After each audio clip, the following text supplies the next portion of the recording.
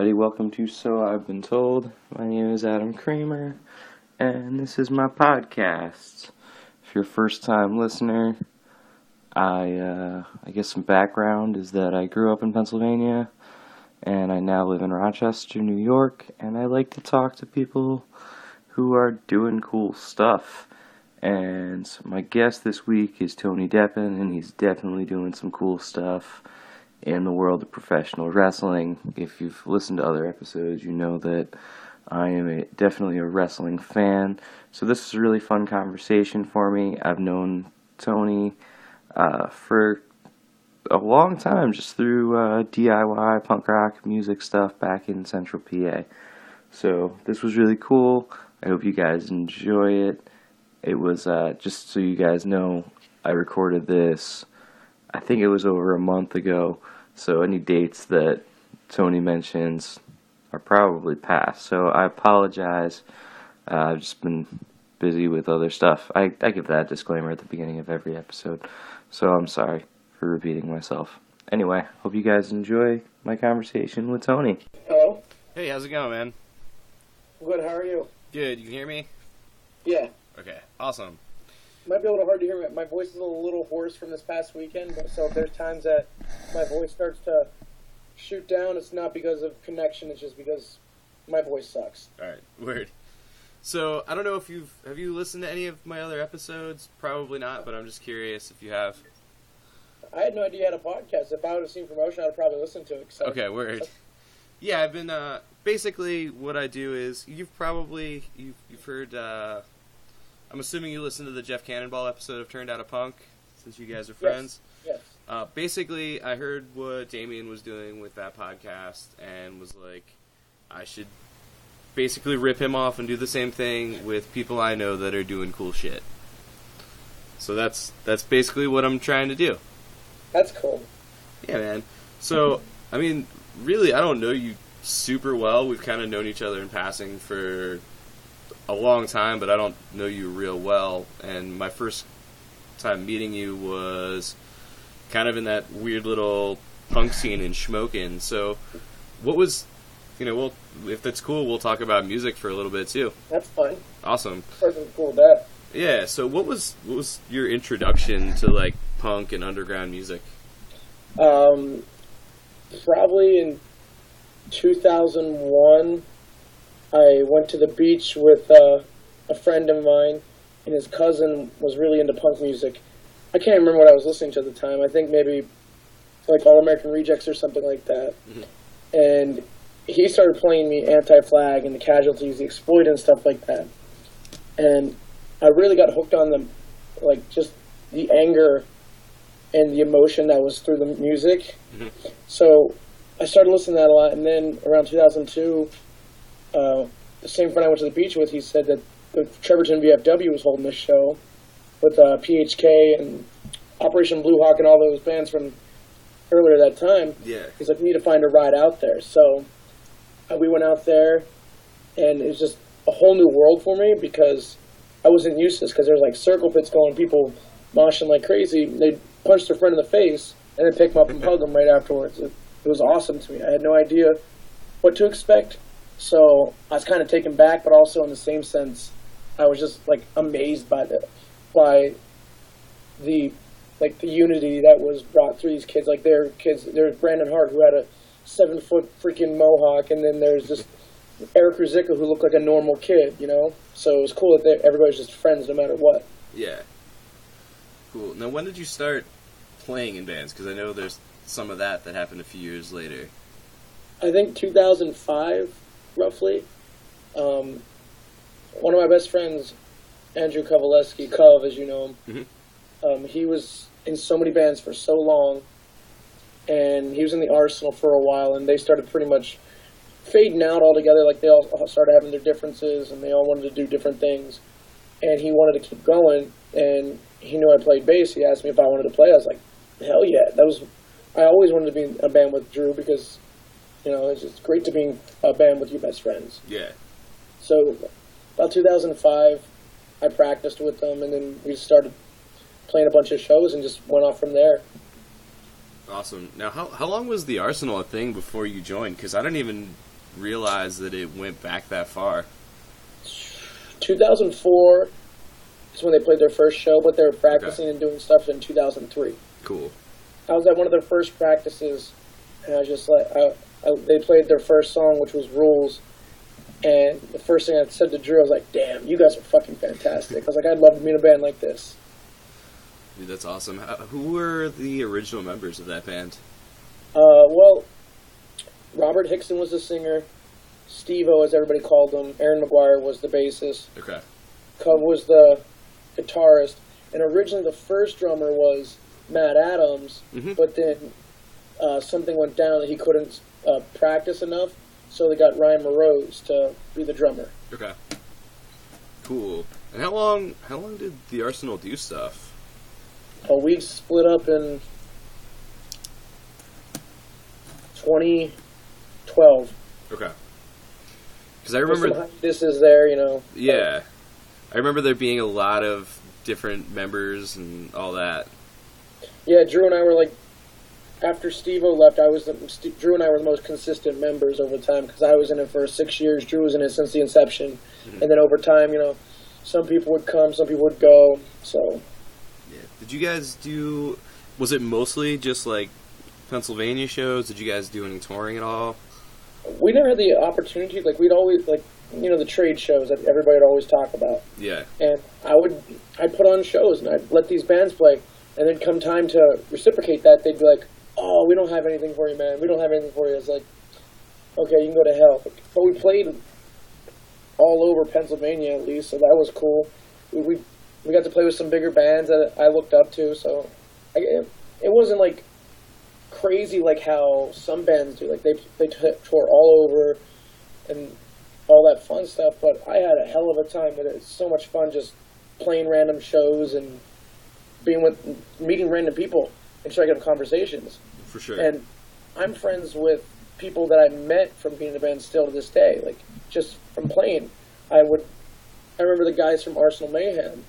I was close with them when they started playing, and then they all broke up. And I was I think it was like 5 years ago, I was in, I think, Nanacoke seeing the Pounds and Souls play. And some guy looks at me and he's like, I know who you are.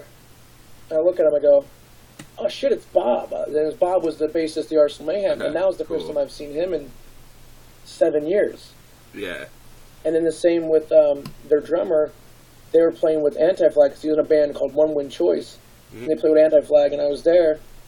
And Justin walked in, and he just stopped, and he's like, what the fuck? He's like, Tony? He's like, so great to see you. And then somebody's like, yo, Justin, we need to go on. He goes, shut the fuck up, I'm talking to him.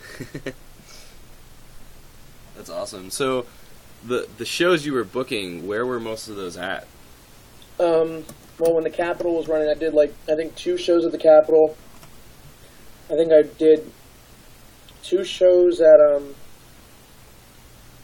Locustdale Fire Company. A couple at the skate shop, the local skate shop in Shamokin. Yeah, I remember that place. The place was dope. Yeah, unfortunately, somebody had to be a cunt and call the cops. Yeah. He got shut down. And then the majority of the time, I ran a bunch of shows at Tuesday Tunes. Yeah. Now, along with the Tuesday Tune shows, I remember I wasn't at any of these shows, but I remember hearing people talk about doing, like, wrestling stuff at shows.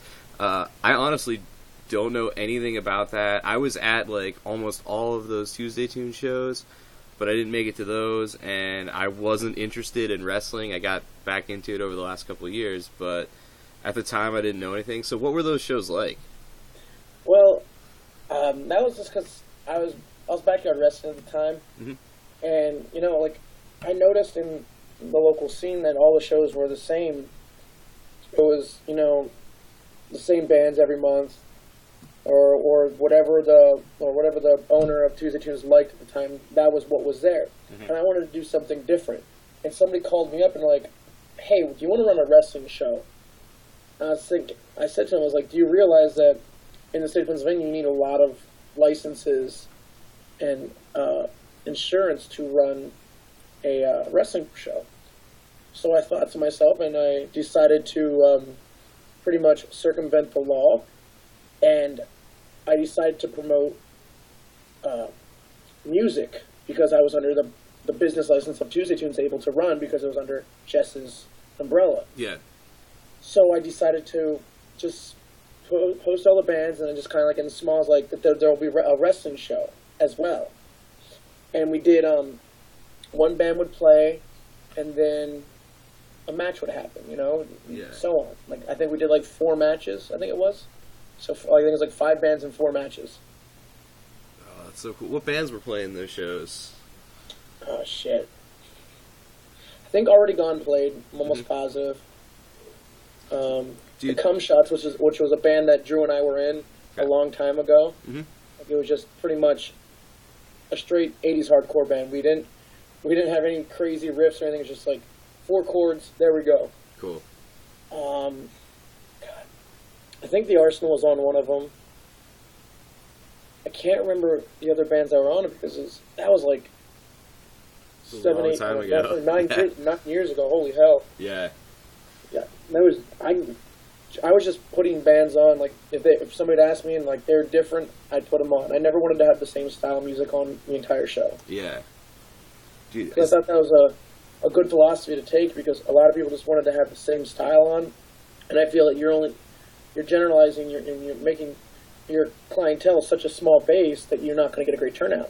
Yeah. So I'd put a punk band on, I'd put an acoustic band on, I'd put like a poppier band on, and I've done relatively well when I would have my shows. Yeah. Well, and back in that scene too, like in general, I just feel like the mixed genre shows always went better because there's not enough bands in any one subgenre to like keep everybody happy and really, have separate shows. Oh yeah, because I think in that general area, like everybody likes a mix of everything. Yeah. Like, you don't see your kids that are just like straight street punk guys or guys that are straight pop punk. It's like guys like everything. Like, I like pop punk. I like melodic punk. I like street punk, hardcore punk. Same with Drew. Same with you, because I know you're into that style of music. Yeah. So, like, just to say I'm only going to book punk bands, I'd make myself very limited, because I know everybody liked everything. Yeah. Well, it seems like it was so different back then because it was, I mean, obviously at that point the internet was a thing, but like, I don't remember how old you are, but I'm 30, so like I didn't, grow up with the internet all the time. So it was like you just kind of consumed whatever you could get your hands on. It's not like now when you can, find whatever niche music you want and just find out everything there is to know about all these bands. Yeah, basically, because I'm going to be 29, so I'm right behind you. Mm-hmm. You had to search through everything to find bands. Yeah. Like, I remember back in, I think when MySpace just started cracking up, and I would, like, just search for every single band. Like, I'd be on top for, like, underground bands. I'd be like, oh, I know this band, I know that band, and as I get older, and then, like, it seems like it's more accessible to find bands, I find myself way behind on bands. Yeah. Me too, for sure. Now, as far as those wrestling shows go, was there any footage of those? Because I would love to see that. Unfortunately, not. That was pre-YouTube too. Yeah, exactly. So that's what everybody said. Stop it, though. So like everybody always says like, "Well, why did you post on YouTube?" Like, you realize YouTube came out like what 2006? Yeah, it wasn't a big deal yet. Yeah, I was like, I think I recorded. I'm almost positive I recorded the matches, but something happened to the tapes that they messed up. So I was kind of bummed because they were a lot of fun. Like they weren't anything crazy, but it was so much fun. Yeah. Now, was that all? Did you just figure out how to do wrestling on your own with the backyard stuff, or did you have any training at that point? Well, I joined Backyard Wrestling, and the guys that initially started the place, they always wanted us to come up and at least learn the basics of wrestling so we didn't die in the ring. So, like, I guess you could say I had some form of training before I started, like, doing those shows at Tuesday Tunes. Mm-hmm. But I don't really see it as training. At least I could have got through a match without hurting somebody. I know that much at least. So I guess that's a plus. Yeah. It's more than some guys on the indies today have. Yeah. It's more than some guys in WWE seem to have. Where did you go for that training? Was that just kind of through friends that happened, or was there some kind of official,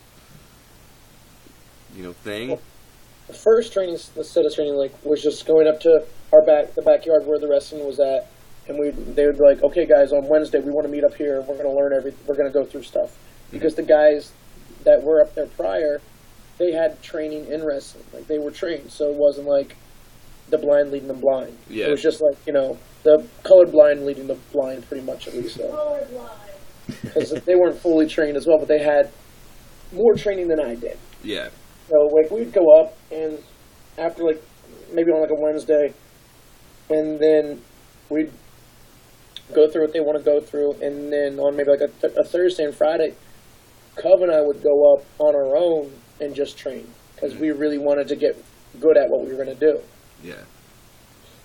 Now, where was that you were going to? That was in Shamokin. Oh, okay. Cool. So what came next as far as your wrestling journey after, the backyard stuff and the Tuesday Tune shows? Well, I'd say a little bit after the Tuesday Tune show, after wrestling in front of the crowd, I found myself wanting to wrestle in front of the crowd all the time.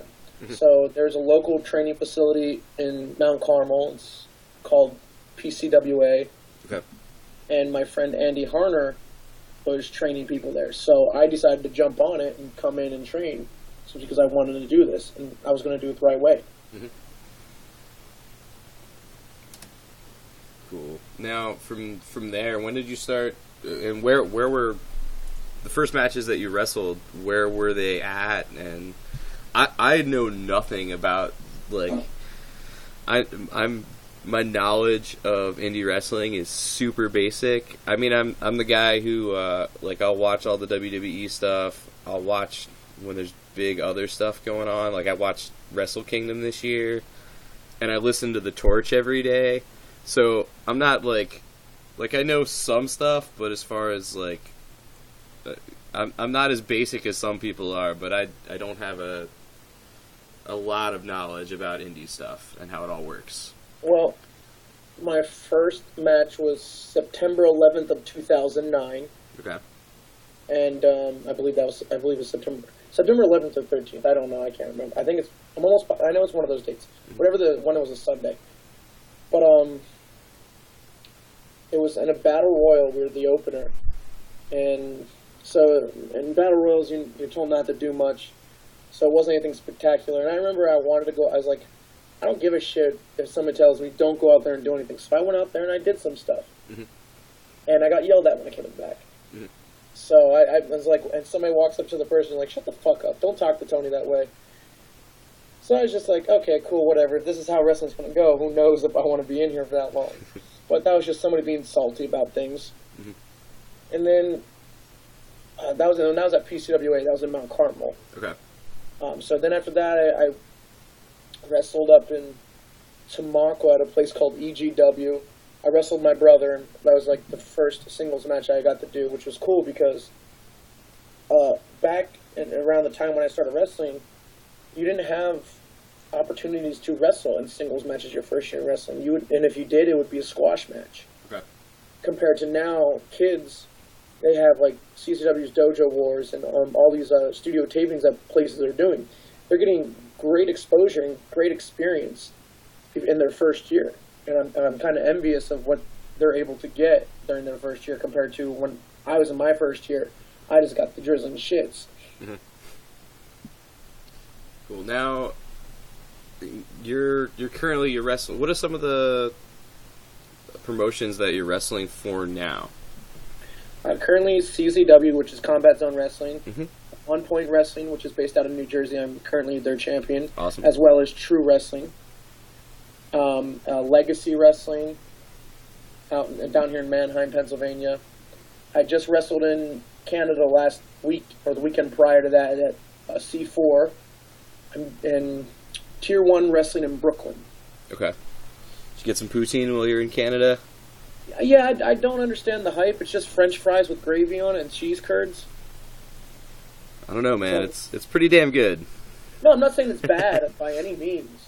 It's not. It was good, but like everybody's like, "Oh my god, poutine! It's like the most amazing thing." And I look at them like, "Okay, they're French fries. It's gravy. It's gravy fries, and you just throw some cheese curds in it." Yeah, I mean, I got hell from people because I put ketchup on it. Ah, gotcha. But my Canadian friends said that I was okay. Weird. Now, I'm sure, like most people, when they hear CZW, they just think about hardcore matches. And I haven't seen a lot of your matches. I've seen some stuff on YouTube, but I don't even think I've ever seen a match where you've bled. So, do you ever do hardcore matches, or do you mostly not do hardcore matches? Predominantly, I don't do hardcore matches. Mm-hmm. I just did an I Quit match last weekend, which was just like, I got the shit kicked out of me pretty much, but I ended up I took the ropes down and wrapped it around a guy's neck and kind of hung him. So, and then I've done ladder matches before. Those are a lot of fun. Mm-hmm. But I have bled once or twice. It was a freak accident though. But normally I do straight up wrestling. I don't mind hardcore wrestling. It's just I want it to make sense and I want it to mean something. Yeah. Cool. I don't want to get just thrown in a light tubes and ladders because of the fact that they want to see light tubes and ladders. I don't want that. Yeah. Is there extra pressure wrestling, just straight up wrestling matches for CZW when like their reputation is all about like the hardcore stuff? At least that's my perception of it. I could be totally wrong. Not at all, because CZW has toned down on the violence. A lot of people, when they hear of CZW and they look up CZW, they're looking at Tournament of Death. Yeah. Tournament of Death is strictly a death match show, no matter what. It is not a wrestling show. Mm-hmm. So, like, if you base your opinion off of Tournament of Death, you're gonna think they're all death matches. Mm-hmm. But they have some of the best wrestlers in the world that wrestle for CZW. You have David Starr, Dave Christ, Tim Donst, Jake Christ, Desmond Xavier, Shane Strickland. Like, these are all top-notch wrestlers. So, like, if you think that they're just deathmatch then you haven't watched much material. That's as simple as that. Like, a lot of their stuff is really good, and I would put it up against any independent promotion except for maybe a PWG because they're a whole new level of mainly because their fans are a bunch of drunks and they just go nuts for everything. Yeah.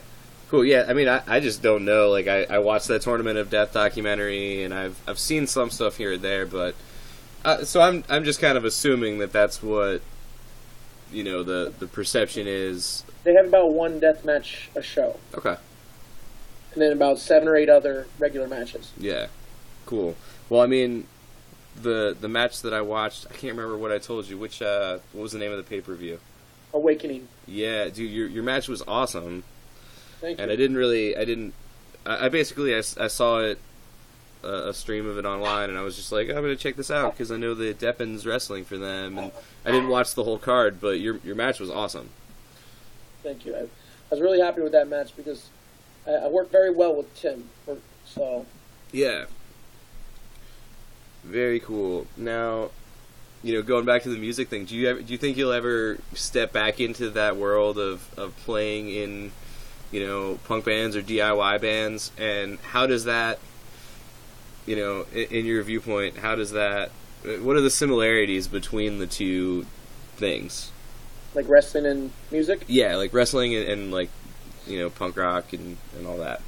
Well, Cub and I were just talking this weekend on my way to West Virginia about getting back together and just not even playing shows necessarily, but just making music and then recording it for our keepsake. Because when we were in the Arsenal, we decided to, our friend had recording stuff, and we recorded like 27 songs, I think it was. Mm-hmm. And we took a lot of time to do it, and we were very proud of it. And then our buddy sold the equipment to somebody, and I contacted the guy that he sold it to, and he's like, "Oh, I deleted everything." Oh, that sucks. So I was really pissed about that. So like Drew and I were just like, it'd be great to just play music and have fun. And like the similarities between wrestling and music is there's a lot of them, to be honest. Like both are underground. Both of them, it's like you're DIY. Everything I do, all my merchandise, I make, or I don't make myself, but I pay out of my pocket. Yeah. I do it myself. Nobody's backing me to pay it. Like, and then like the traveling constant, like constant traveling schedule, and then like the interaction that you have with the fans. Because when I played music, I made sure that I never stood still, and everybody always said that it looks like I was having so much fun. Yeah. Just by going up there playing. And when I'm out in wrestling, I go out there and I'm not quiet. I'm 100% straightforward. Mm-hmm. And everybody can just tell that I'm having fun and I'm a passionate person at what I do. The reason my voice is hoarse right now is because of the fact that I'm out in the ring going nuts for 15, 20 minutes on every weekend. So yeah. I really feel like both of them, or one can help me with the other, like playing, because I used to play in my boxers when I was in a band. Mm-hmm. So like that got me over the fear of wearing short spandex. Because I played in front of people I didn't know. I played in front of fucking people I went to high school with that I never talked to a day in my life. Yeah. And I did that. So now it's just like I go out there and people are like, aren't you afraid, walking out there? Because I'm not the most fit person. I don't have a six-pack. I don't have large arms. But I don't care. Mm-hmm. Because I have confidence and I have passion in what I'm going to do. Awesome. Now, what's your long-term goal? Like, I know I'm sure everybody asked you this, but do you hope to someday make it to the highest level and wrestle for WWE or something like that, or you just I would never say never. Yeah. But currently, I don't see WWE as a main goal for me because in my life, what I want, WWE wouldn't be able to give me. Like, I don't want to be 300 days on the road. I want to be home. Like, I'm getting married soon, and I'd like to be home with my wife. Yeah. Congratulations, by the way. Thank you. I don't want to be out 300 days of the year and never seeing her and such stuff like that. Yeah. Cool. I like coming home. Yeah. So. Well, I mean, I just figured I had to ask, especially since, this isn't generally a wrestling show, so I have to ask the basic, obvious questions that everybody probably asks you. Oh yeah, it's a common question there because everybody wants to know. Like, one of my biggest goals right now is I just want to keep getting better because I feel like I have a lot to work on, but I'm in a prime position to really to make some names for myself. So yeah. I want to just keep working hard and maybe go to Europe. I already went to Canada, so that's crossed off my list. So I'd like to go to Europe. That's definitely a goal up there. Maybe work for a Ring of Honor at least once or twice, and Pro Wrestling Guerrilla. Yeah, that would be awesome. Yeah, man. I mean, I've known that you've been doing the wrestling thing for a while through Facebook, but then, I've listened. Like I said, I'm a big fan of the Turned Out a Punk podcast, so I was stoked to hear somebody I know mentioned on that podcast. Yeah, Jeff is actually one of my best friends. So very cool. And I actually wrestled him that night that he did the interview. Awesome. So he's like, I'm going to do this podcast. I'm going to put you over. I was like, awesome, you better. That's rad. Whenever we go on podcasts, we always put each other over. Like, Jeff is one of my best friends, but I also, and this is me being completely unbiased as possible, he is probably one of the best deathmatch wrestlers going right now, and probably the future of deathmatch wrestling if he just keeps up the pace. Like, if you want to watch good deathmatch wrestling, you're going to watch a Jeff Cannonball match. Yeah, dude, simple that's as awesome. That. Very cool. Now, do you have any upcoming dates? I mean, I'll probably put this out probably next week by the end of the week. So, do you have anything you want to plug as far as upcoming dates, anything like that? Well, this Saturday I have CZW, and the following Saturday I have, which is the 18th, I have Legacy Wrestling in Mannheim. It should be a really good show. And after that I have off because I'm helping a friend move. But after that, it's just my April dates are just getting filled up. Okay. During the winter months, January and February, it seems like I don't wrestle as much because it seems a lot of companies are afraid to run due to like weather conditions. They don't want that to interfere with their business. But then as soon as the summer hits, I just get bombarded. I'm just constantly on the road, never home. Every weekend's taken up. Like, last year, we got our car with 17 miles on it, and we probably, I think today is the year that anniversary we had the car, and it has 30,000 miles on it. Wow. Because we're just constantly going on the go on a constant basis, never home. My friends are like, "Hey, do you want to do something?" I'm like, can't wrestling. So yeah, like it sucks, but also it's just, I like it because I'm getting paid to travel places. I got paid to travel to Canada the weekend prior to that. It was great. It was awesome to be up there because I was never up in Canada prior to that. Cool. Now, and so are these independent promotions, are they coming to you and seeking you out, or are you trying to get their attention, or how does that all work? I think it's a mix of both. Okay. If you generate enough hype for yourself, or just a good fan base, you'll have promoters knocking on your door like, "Hey, we want you to come down," and I have that. Mm-hmm. CZW, that was more just a lot of the wrestlers in the back putting a good word in for me. Cool. They're like, "Hey, you need to bring in Tony. You need to bring in Tony." And then with On Point, where I wrestle primarily, that was just a freak accident because I was taking a piss next to the promoter at the time, and somebody mentioned that I wrestled. So he asked me to send some stuff. Cool. Now, do you have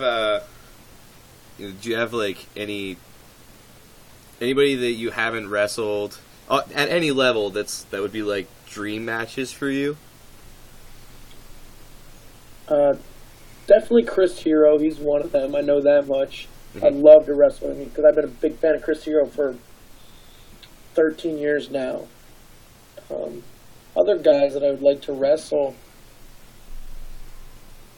it'd be nice to wrestle Ricochet, but I just think he would make me look like a fool because that guy does not stop moving. It's insane. And then maybe, I always have a list of guys I want to wrestle, but now I'm going on a blank on who I would want to wrestle. Mm-hmm. If I could turn back the clock, I would wrestle Dean Malenko. Okay, yeah. He was one of my favorite wrestlers growing up, so wrestling him would be amazing, but that's never going to happen because he had a heart attack and he no longer wrestles. Yeah. Have you gotten to work with any like older guys that were in WWE, WF, or anything like that? No, but I wrestled the guy that he's in TNA right now is Braxton Sutter. Okay. I wrestled him before. The old WWE guys, it seems like when they're brought in to wrestle guys that work really slow. Yeah. And they're just going to do a few punches here and there, which is nothing against those guys. That's not me. So if I would wrestle one of those guys, I just don't think it would be beneficial to either of us. Yeah, I was like right before you said it, I was thinking about that, and I was like, I don't see your style of wrestling really working with, an old slow guy.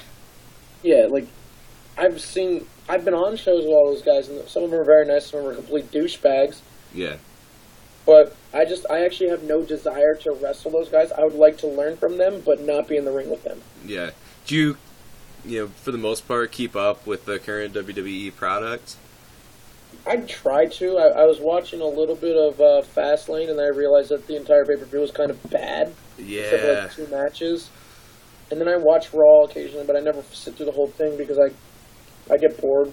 Yeah. I mean, 3 hours is... I mean, I know every wrestling podcast talks about how the 3-hour Raws are a problem, but... Yeah, it's kind of... It's just it drags out. I don't want to see it. If this was me when I was like 10, hell yeah. But me now, no, not a chance. Yeah, I mean, I mostly watch the Hulu versions. I don't have an extra 3 hours every week. I try to sit through. I literally do, and then I just like get bored, I guess you'd say, and just turn it off or turn something else on. Yeah. I just think there's too much wrestling on, which is a horrible thing to say, but there's too much wrestling on TV. And with the network. So like, I'm saying, like, see, you have 205. You have SmackDown, there's 3 hours altogether.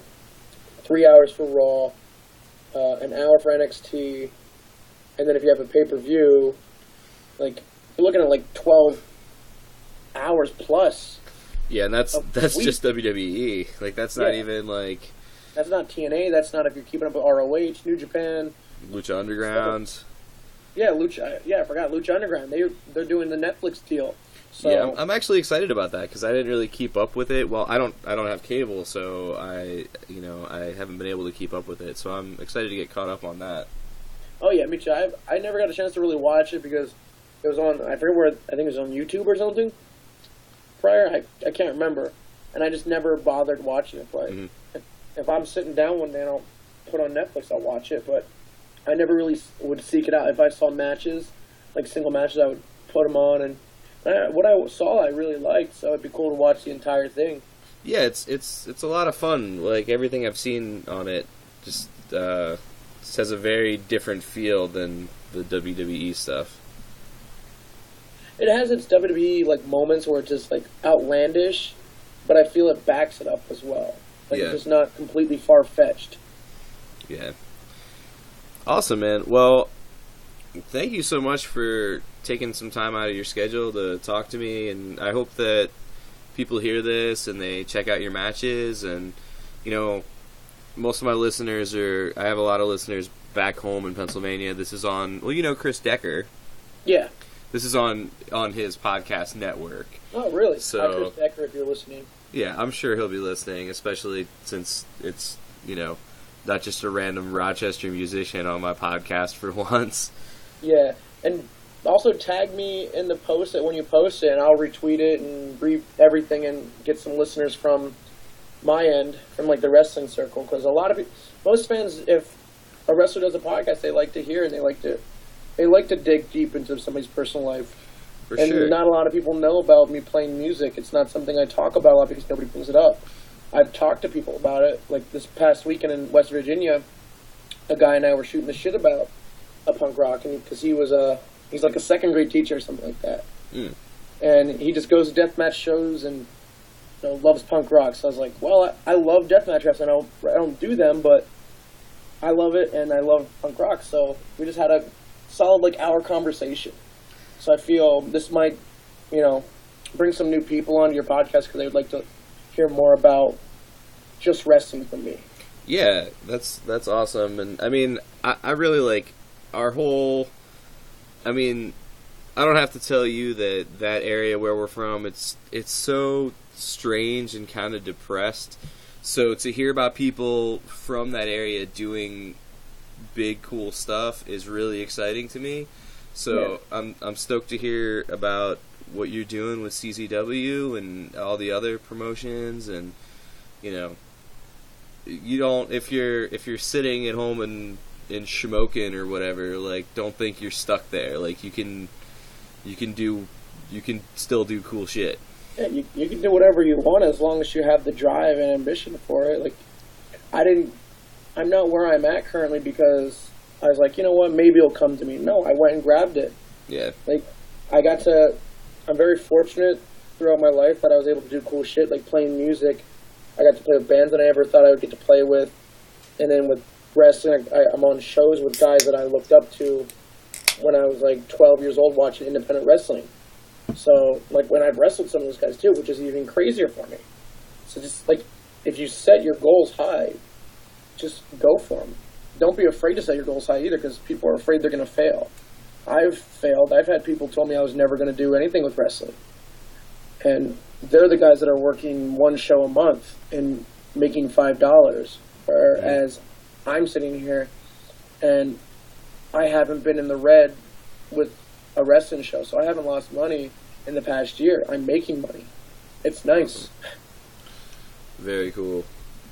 All right, man. Well, thank you so much for doing this. Thanks for having me on. I really appreciate it.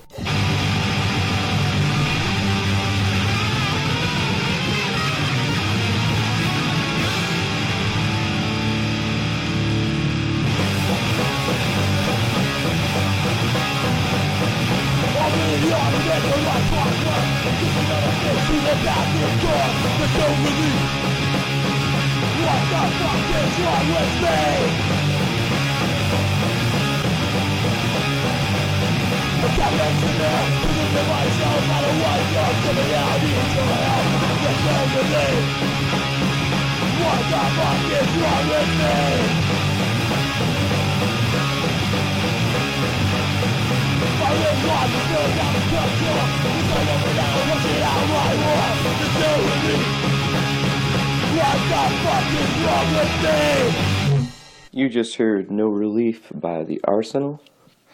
Thank you so much for listening to my conversation with Tony Deppen. If you get a chance to go see him wrestle in person, you should do it. I haven't gotten to do that yet, but I'm hoping I get the opportunity to. And yeah, thank you so much. If you're a first-time listener, you can find more episodes of the podcast in the Podcast of Pennsylvania feed. And I mostly talk to musicians, but it's certainly not limited to that. And it would be rad if you checked out some other episodes. All right. Thanks so much.